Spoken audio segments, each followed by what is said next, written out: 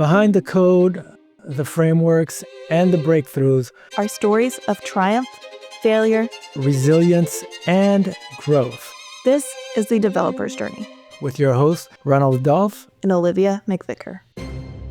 It's not an easy journey. You will cry out a lot. You have to constantly work, constantly evolve. Hitesh Choudhary is a full-stack developer, educator, founder of iNeuron, known for his sharp, practical lessons that bridge the gap between theory and real-world coding. Learn to speak, learn to communicate what's going on in your brain. The thought process is where the interviewer is most interested in. This is like a state-of-the-art era. This is the best time to be a coder. Explore everything. Hi, everyone. Thanks again for joining us on Developer's Journey. We have our guest today, Hitesh Choudhary. Correct me if I'm wrong, Hitesh. And then, of course, our very own Olivia. All right. So, Hitesh, just to set the context, can you just tell us a little bit about your background before we jump right into it? Sure. And thank you so much for inviting me again. It's been really long that we catched up and happy to be here again. So for everyone, my name is Hitesh and I make a lot of coding videos. I have 2 YouTube channels and I've been serving people through my coding videos for almost like 13, 14 years. And apart from that, I have been involved in 2 startups and 2 successful exits. And I also love to create stuff with programming. So coding is what I do all day in and all day out. I still do run one of my startups as well as actively contribute while creating tech videos. They will kick us off. You mentioned that you make these coding videos. Did you start off as a software developer and decide, oh, I should really share my knowledge with others and make these videos? Or did you kind of start off knowing, hey, I really want to make videos to help people learn how to code? No, I enjoyed teaching as the first thing. Yes, I was a software engineer before that. Before even making coding videos, I was teaching people in the offline before the YouTube era became popular in India. Along with the software, I really enjoy that if I've learned something, I need to share it with the people so other people don't face the exact same problem. So I think teaching is something that I absolutely love. And tech is something which I know. So what I'm going to teach, I love to tech, and tech is something I would love to teach. So they are very interconnected with together. So what were you teaching before you got it? Before you're teaching like software? I was into cybersecurity. So I started my career actually as a penetration tester. So in the early days, it was all about cybersecurity, web application security, OWASP, Metasploit frameworks, Aircrack NG. So all these are really cybersecurity terms. It's been long that I've said these terms, but yeah, that was all that I was teaching earlier. Okay, so still tech. I thought it might have been like something different, and then you transitioned into tech. No, always has been tech. Okay, so now I did have like a question I had like right off the bat that I wanted to ask related to iNeuron. Could you tell me a little bit about that? Because when I discovered you, it was like from like some of your amazing videos, but then when I was looking into your background, were you like brought onto that company to help like lead it, or did you help found it? It was a little unclear because that itself, I wanted to, learn a little bit more about that because that was like an education platform. That is an education platform, right? Yeah, surely. So before I was having one of my startup known as Learn Code Online. And that startup was acquired by iNeuron. And I was also a part of package. So they brought me on board as a CTO. And apart from that, obviously, I educate, I teach. So I was there as a lead instructor for one of the segment that they were doing. So that's how I got into there as a CTO role. I was not the founder there, but I was part of the package when they acquired a company, and that was my company. Being a startup founder could feel overwhelming, but don't think you can't do it. Every successful company might have started with someone who had doubts too. What matters most isn't having all the answers, but the willingness to learn, adapt, and keep going when things get tough. The journey will test you, but will also grow you in ways you never imagined. So don't let the fear stop you. If others can do it, so can you. You mentioned that you've done a couple of startups and you've had kind of those successful exits where you get acquired. I was wondering if you could talk a little bit more about what the startup experience is like. You hear a lot of people say, it's a big grind, but it's so exciting and to be a part of it. So I'd love to hear what your experience was like with startups and then in that next phase of getting acquired, what that was like. Startups are always exciting, but I would openly say this out, be very careful. It's not an easy journey. You will cry out a lot, and there are no fixed timing when you are doing your own startup. You have to constantly work, constantly evolve, and you wear multiple hats along with the tech side of it if you're building it on your own. And then you have to do a lot of work along with financials. A lot of legalities are there. Most painful thing was getting acquired and then the legal framework around it, because it's not easy to get merged first into the company. That was the first thing we do. And after that, the iNeuron was also acquired by India's biggest unicorn in the edtech industry, PW, Physics Wala. It's a very popular company. They acquired iNeuron. So for like 1.5 years, we were just circling around the legal frameworks and how to transfer the tech and how to transfer the legal things. I was very fresh and new to all of this ecosystem. A lot of learning, definitely, but it's very exciting. Apart from that, it's not was the only thing I was doing. I am also a part of still one of the, I don't call it a startup now, it's Learnist. We are a learning management system company. It's been around for 10 years. We don't technically call it a startup now, but hey, everything is a startup these days. So I would say it's not an easy task. You will cry a lot, and the legal issues, the tech issues, a lot of things. Every day you are solving some or the other problem, but it's very exciting journey. I think I need that kind of adrenaline rush, and I enjoy that, still doing the startups. But I would say go into that very cautionally. It's not a cup of tea for everyone. It looks very shiny from the outside, but once you move into this, there are good days, there are bad days. You will enjoy some of these, you will not enjoy some of them. So that's a summary of the startup. I love that, the realities of that, and that you're sharing that. When you started your company, though, that got acquired, did you do it with the intent to eventually sell it? No, there was never an intention of Learn Code Online to sell. But then I got an offer somehow that we will expand this company even to like 10x what it is right now. And I realized that, all right, these guys probably can help me to expand it way beyond that. I probably can do it. And since I was the single founder, it's very difficult on some of the days that you have no idea, like, what's my next move, how I'm going to take it to the next level. So the startup was in the intention that I will do it all alone, I will serve this.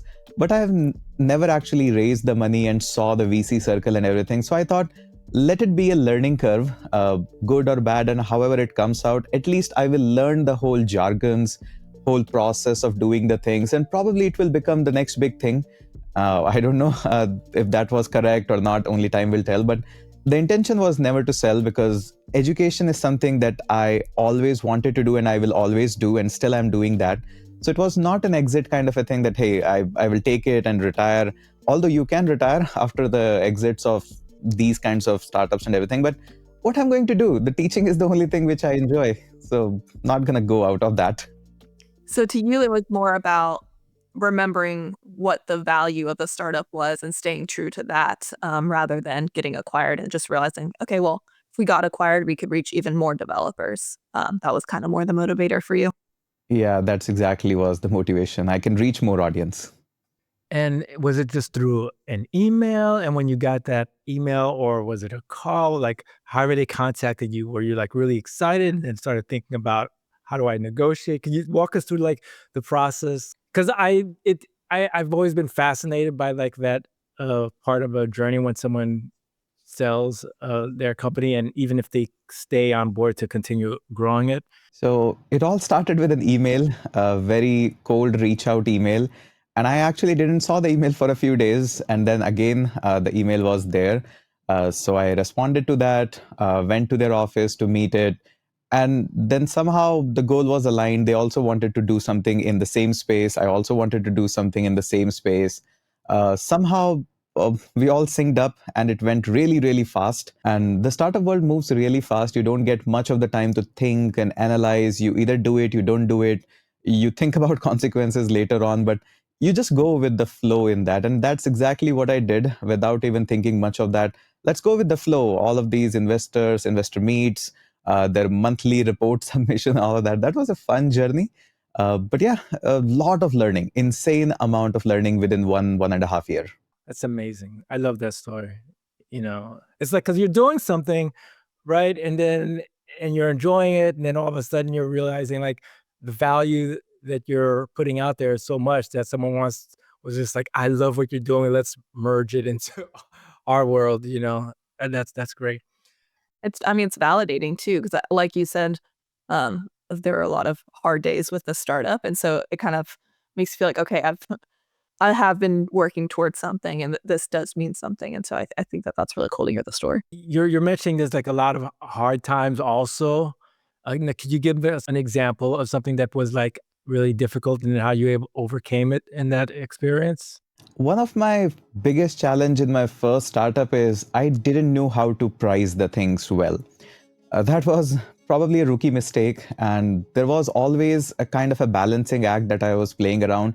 I was selling a product so cheap that the value was definitely there. A lot of people were buying it, but the unit pricing I didn't calculate it well, and I was throwing it off like a dirt cheap price. Uh, and if you calculate that in the USD, it was probably less than half a dollar.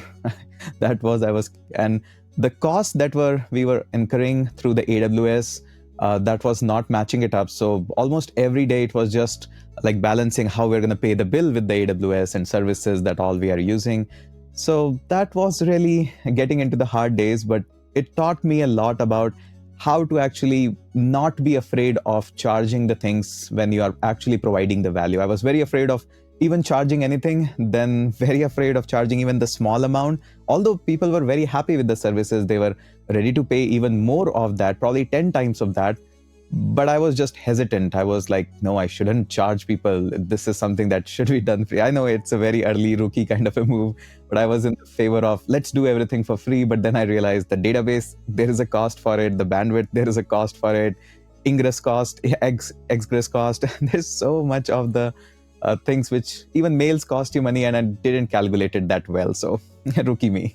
I definitely understand that, right? Because on one hand, you're like, okay, I just want to reach developers and teach people, and so you want to be able to make it affordable, but at the same time, right, you've got to pay the bills.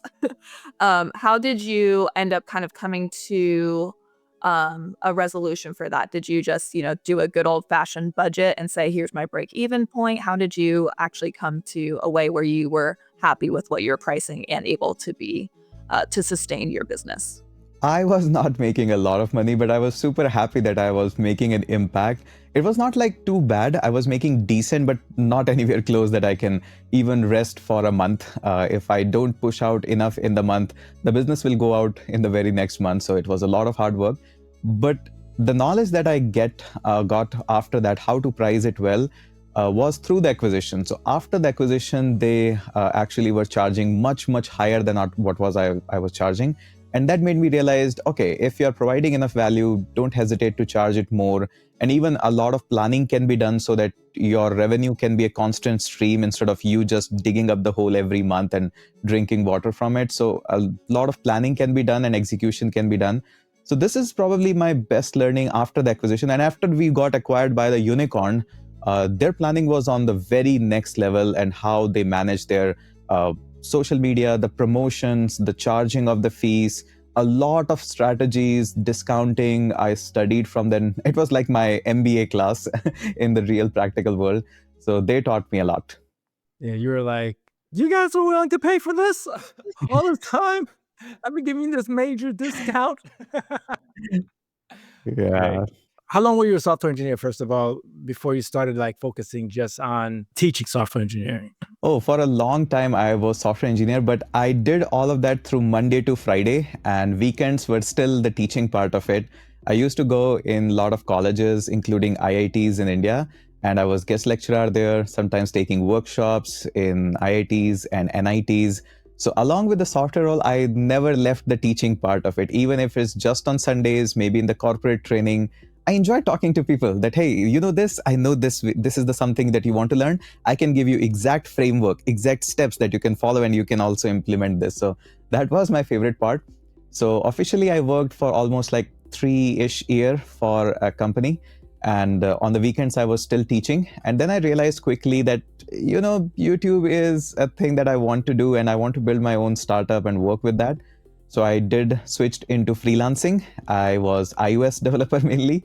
I coded a lot of iOS app for a lot of companies, and I was probably teaching for a full-time kind of a thing, just side gigs to get some extra cash, and teaching was the focus. So when you're a software engineer, do you remember a particular time where a project didn't go as planned and there was like chaos, whether it was just like codes you were handling yourself, or maybe it was like in a team? Like what was like a highlight and like a big learning experience throughout your, your software engineering career? One of the early incident that I remember is where I was working on that company. I was not a full-time there. I was just a helping hand for a couple of months.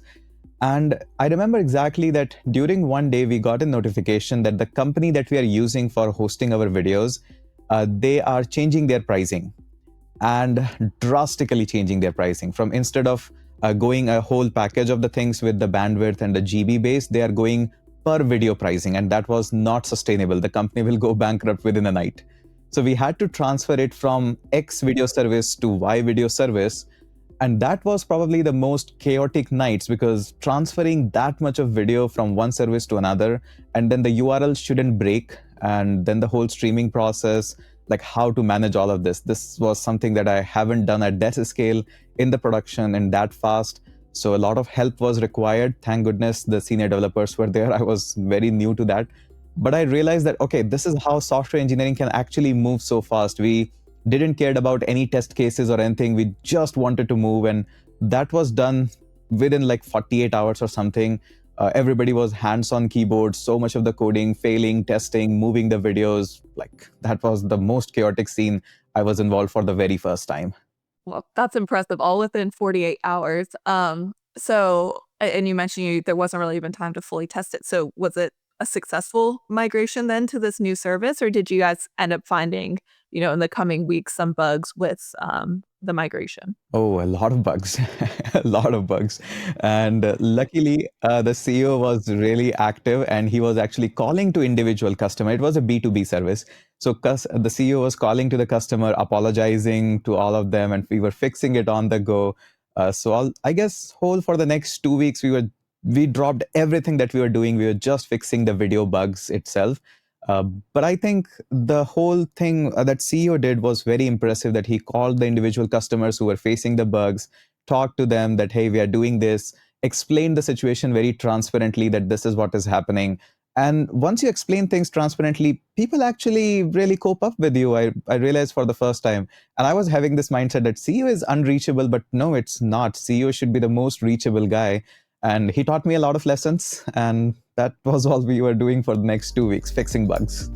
Some of the best lessons in software development come from bad coding or project experiences. Mistakes force us to slow down, reflect, and spot gaps we might have overlooked. They also teach resilience, how to adapt, recover, and keep moving forward when things don't go as planned. Every misstep, every failed project, every bug is really just another opportunity to improve. In the end, setbacks aren't wasted. They're really just fuel for becoming a better engineer. Wow.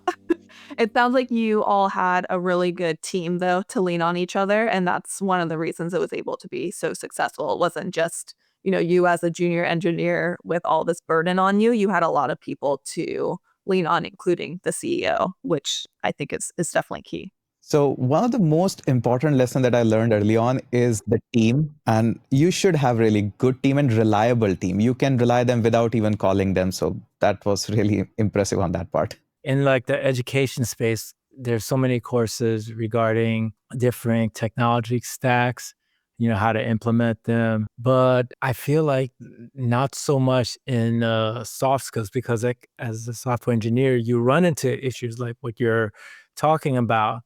Do you ever include that in any of your curriculum? Yes, actually, I do share these kinds of stories. And these are the stories which sometimes you learn on the go. You're teaching a subject, and then you realize, oh, this is the story that is related to that subject. I definitely share those stories as well.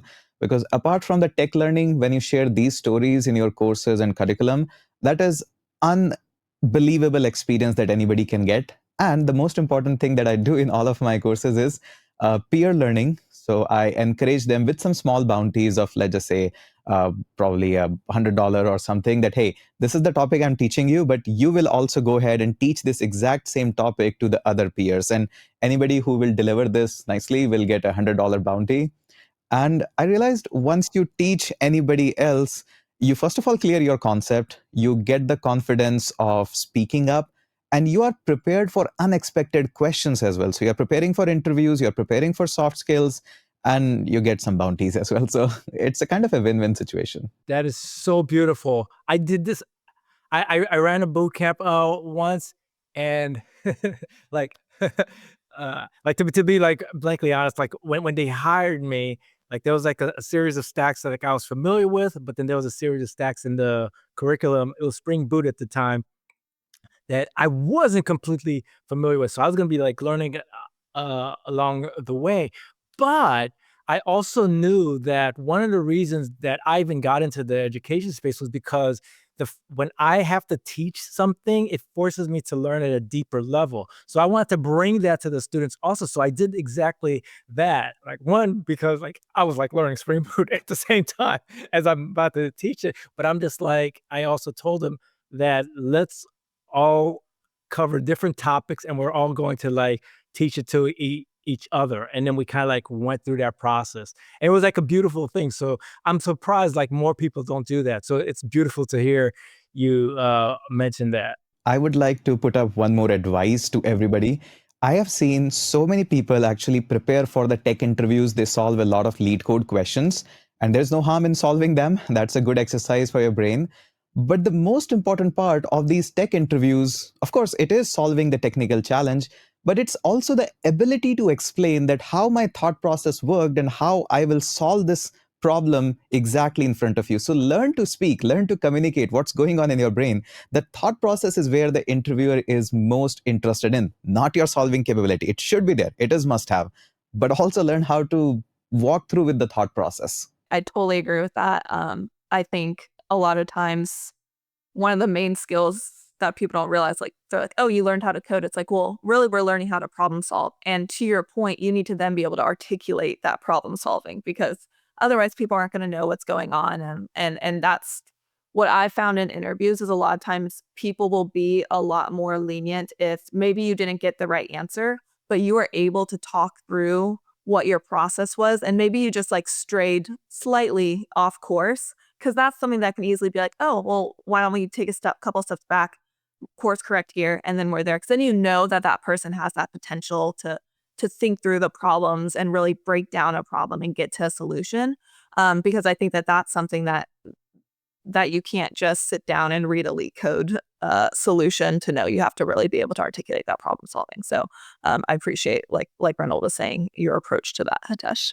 Quick question. Do you think that developers should also build brands concurrently as they're going through their career? Should every developer like have some type of social media presence, also sharing their journey, or doing teaching courses, or have some type of brand that distinguishes them? Or do you think that that's not necessary? I don't think so that's necessary to do because a lot of people are not that much friendly towards social media, whether that's LinkedIn, Twitter, or Instagram, because it's an effort in itself. And especially if you're going into the video space, it's a lot of effort. So I don't think so every developer needs that. But one thing I always recommend is probably don't enjoy the social media or don't write much on it. But at least once in a while, or probably every week, make it a habit to write a really long document. Probably share it via your website or any blogging platform. Through that, you will learn the ability to write the tech documentation. So don't write it in the social media space, but write it in the tech documentation space. Whatever you're learning, you will get better in writing the documentation as well as reading the documentation. One of the things which people don't really early on understand, that when you go into the tech company, it's not just writing the code. You'll be writing a lot of documentation as well. So early on, making a habit of writing all the blogs and writing the tech documentation will enhance you. And that is probably your true social media presence and a whole walkthrough to any company that, okay, I know the tech. This is the whole work that I've done. It's a proof of your work. It's improving yourself, and probably just share that link on Twitter and LinkedIn. I think that is enough.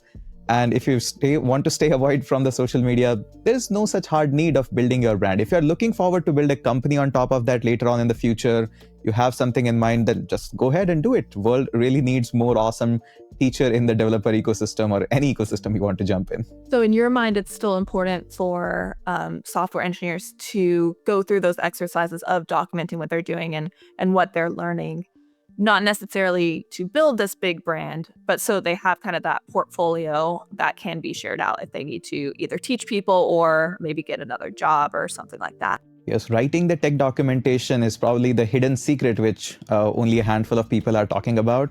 Everybody says you need to learn how to read the documentation, but what I have realized, if you learn how to write these tech documentation, you can understand a variety of documentation right out of the box. So learn or get into the habit of writing these tech docs. What advice would you give to someone if they hear you say that and they're like, how? Like, what's the right way? Because I see all these different types of tech docs. How do I know what's the right way to do it? The best way to write the best docs is, imagine you will be revisiting this docs. So write it for yourself. If you can explain yourself that, okay, these are the things I need to remember, and make sure you always remember this, that whatever you're expecting that I'll remember, you will remember probably 10 times less than that. So don't judge yourself on the over the top. You will forget everything. So just imagine I will be revisiting this doc. These are my personal notes that I'm giving to the internet. How will you present that? And I think a basic guideline is include some text, draw some diagrams. There are awesome platforms to draw the diagrams. Eraser, Excalibur Draw, TL Draw. There's so many platforms where you can actually go ahead and draw these diagrams. I do that myself on all of these platforms. Include a little bit of the code snippets, a little bit of theory. I write very less theory, usually just the bullet points. Okay, these are the things I need to do. And then some tech docs or the code part of it, and then diagrams. I'm a big fan of diagrams. Draw all these circles, lines, however you want to them. Just make sure you have a lot of diagrams. Yeah, appeal to both the visual and the visual learners who really need to map out what that architecture would look like. That's a great tip. Switching gears just a little bit. So you mentioned you've been creating this coding content for what I think you said 13, 14 years. So quite some time. Over that time, I'm sure you've covered a ton of different topics. You've seen a lot of different trends in tech in general. And obviously right now we're kind of in the AI trend. I would love if you could talk a bit about how the different trends in tech have informed your content, how you've been able to stay on top of creating relevant content, and also how maybe your content is changing through these trends. So for example, one of your most popular videos is talking about what APIs are. And now as we're in AI, we're talking more about what is MCP. Do you see that there's a relationship between those two and how that can evolve? All right, so I'll break it down into two parts. First of all, how the tech content is evolving, and then the API versus MCP talk on that. So first of all, the tech is one of the things which is evolving like a rapid pace. And that pace has seen like an exponential curve in last 3 years, if I'm not wrong on that part. So after the introduction of ChatGPT and all this LLMs, that has been an exponential curve, which we are seeing now settling down. But one of the beautiful thing about the tech is you need to constantly learn and constantly evolve yourself, whether you are a tech guy only or you're creating the tech content, because people also evolve and adapt, and their learning speed is also evolving. There used to be a time when we used to take like 3 months or probably 4 months, and some of you probably can remember that time, when 4 months were getting dedicated just to teach programming basics, your functions, loops, and variables and classes. That 4 month and sometimes 6 month was the time to just teach a programming language. But as the people are getting more exposure towards YouTube, towards the openness of the documentation, they're learning faster. So you don't need to dedicate 6 months for just teaching a programming language. You can now do that within a month or probably less than that. People are ready to give more time in practicing and all of that. And now they're believing in learning on the go. If I don't know some concept, I don't need to memorize the class syntax. I'll figure it out on the go and get through that. Let me teach the concept. So that's one thing. And again, the tech evolve pretty fast. And people sometimes believe I need to learn the cutting edge only. They somehow feel like PHP is dead, Java is dead, JavaScript, something is dead all the time in the world of this, this tech. And people believe that softwares are not being written on the PHP or in the Java. They are being written in all other places. So These are just the fresher who thinks like that. This is not happening. Every single tech is still in production. .NET, PHP, everything is making money. You just need to learn the art of making software, not the art of learning the tech. Tech is just a tool. Learn the whole process of the software. So I have been into this cutting edge space doesn't mean you also have to be. I'm in the content space of making the content. So I need to know what's the latest in going on Swift. I need to know what's latest going on with the Copilot. I need to know what's going on with the latest and cutting edge version of Next.js. I enjoy that. This is where I teach people. I need to be in that space. You don't need to be. You need to be in the stable space. All right, so coming on to the second part, MCP versus API. It is one of the most brilliant time to be in the software development field. A lot of things are getting written from the scratch. Like you see a protocol being designed very fresh. How often you see the protocol being designed and launched? This is like a state-of-the-art era. So I don't think so the API and MCP are interreplaceable, but it's a new way to inject your AI layer into your software. So I think this is very exciting time. It's not going to replace the APIs. APIs and the ability to build the interface, the front end, the back end, the database layer, all will be there always. Even if you're a big fan of ChatGPT or anything, you still need login. You need to preserve the credentials, so that database spaces will be there. But if you are anybody who is learning the new LLMs and everything, I think you are in the right space. This is the best time to be a coder. Everything is fresh. Nobody can say that, hey, I need your experience to be like 15 years, because the tech was not invented 15 years before. Everybody, the leveling ground is the same. So do you use Copilot? If so, like what keeps you there? Because there's like all these other AI code editors popping up.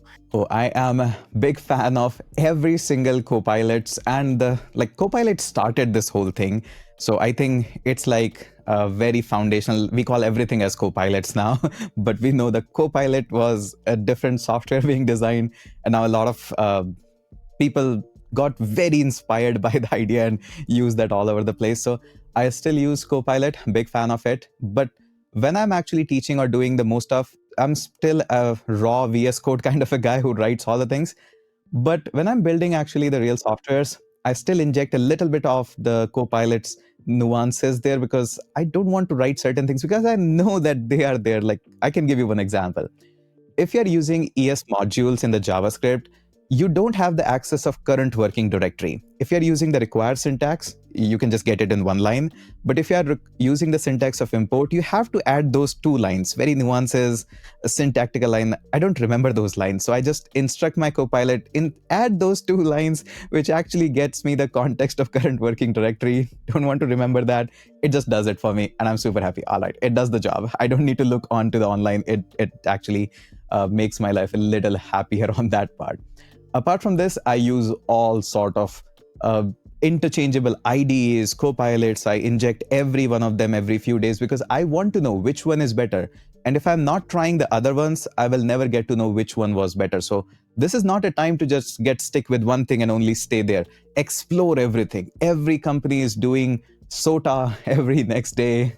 They're releasing their, I don't know how true that is for the SOTA models, but try them out. Try all of them. Don't miss out on that. Don't duck on that. Some students, especially like new ones, when they discover things like vibe coding now, or like, with Copilot, we have like agent mode that could just do so much of like the work for you. Do you have any concerns that some software engineers might take it for granted and end up like depending too much on it and then not spend time learning the foundation? Do you try to educate the students to do it in a way, to use it in a way where they're not going to hurt themselves because they're just depending too much on it? I think I actually encourage a lot of people to do the vibe coding, because it is for the very first time that you're going to see that, hey, I can build something and I can push it.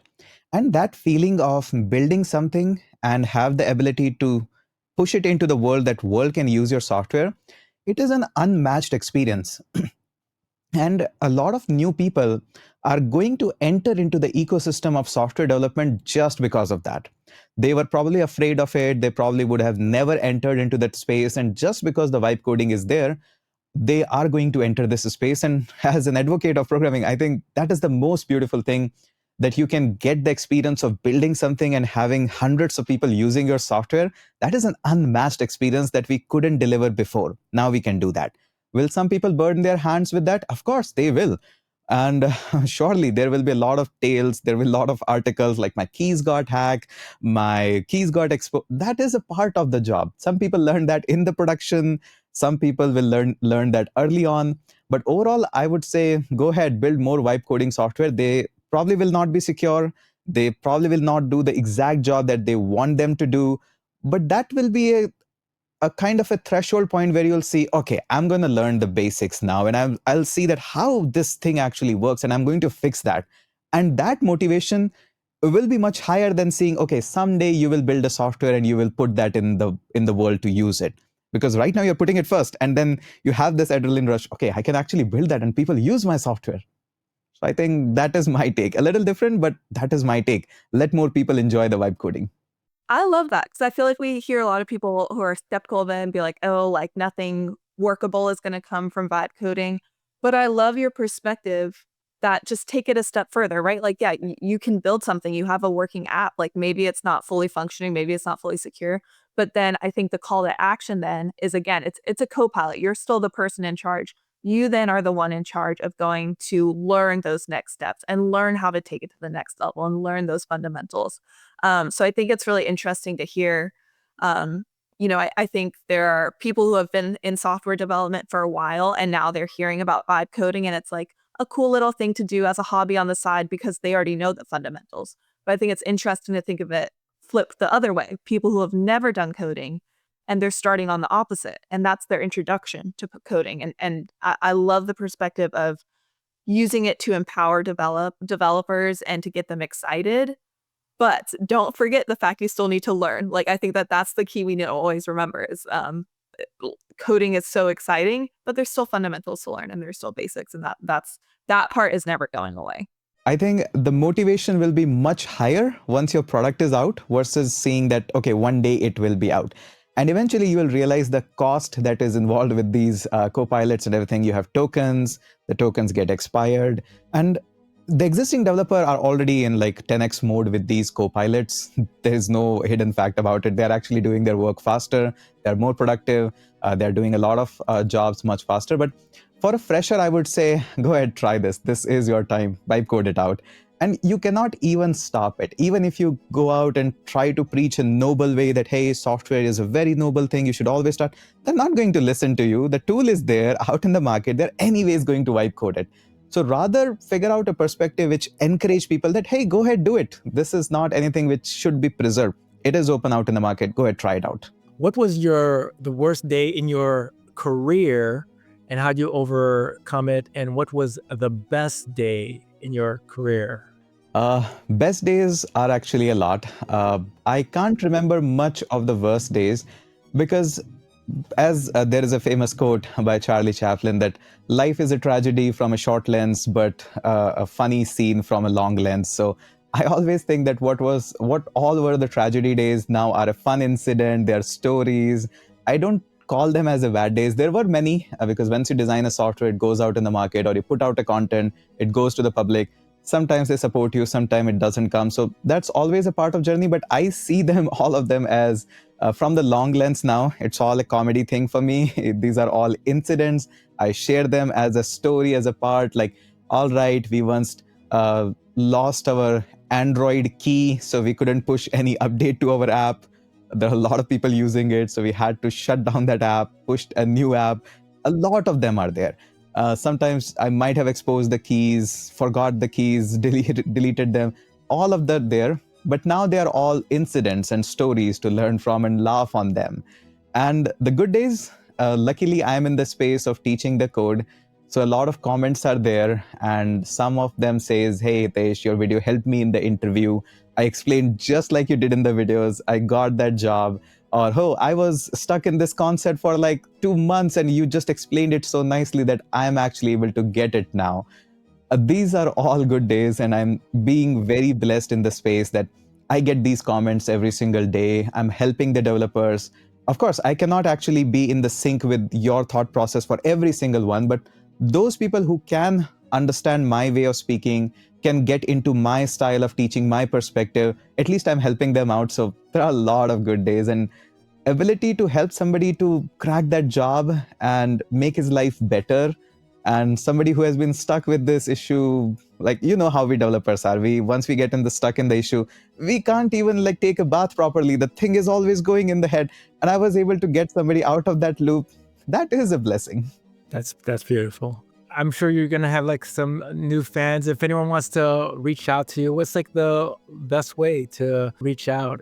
Most of the content is on the YouTube. If you happen to speak Hindi as a language, then Chai Code is your YouTube channel. Otherwise, if you speak English, then Hitesh Code Lab. I'm mostly active on Twitter these days, and it's hitesh.com, DOTCOM, at the fancy stuff way. So Twitter is the way to reach me out very quickly. I'm very active there. And if you are stuck in any coding problem, you will eventually find one or the other video. You will happen to see my face on the thumbnail one day or the other. So I'm pretty sure you'll reach out. Great. That's awesome. Thanks so much, Tesh, for joining us. So folks, that's it for this episode of Developer's Journey. Share the podcast if you found some value in it. But that's it, folks. Thanks a lot for joining.